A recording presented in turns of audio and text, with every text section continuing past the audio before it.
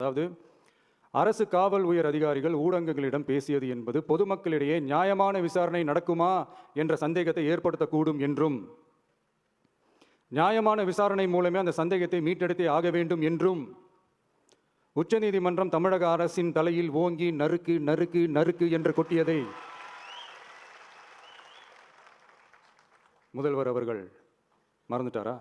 பொது வழிகாட்டு முறைகளான SOP அமைக்கப்பட்டு வெளியிட வேண்டும் என்ற கோரிக்கையுடன் வந்த ரிட் மனுவை நீதிபதிகள் டிவிஷன் பெஞ்ச் தான் கையாள வேண்டும், தனி நீதிபதி பெஞ்ச் கையாளக்கூடாது என்றும் உச்சநீதிமன்றம் சொன்னதல்லவா? அது மட்டுமா, கோரிக்கையே இல்லாமல் SIT அமைக்கப்பட்டது எந்த வகையில் சரி என்றும் கேள்வி எழுப்பியது உச்சநீதிமன்றம்.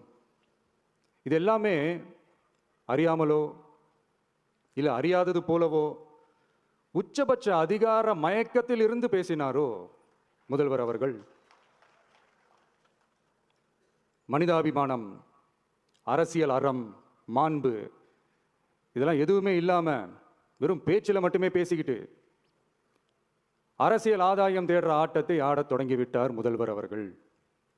இதெல்லாம் என்ன உங்களுக்கு புதுசா என்ன?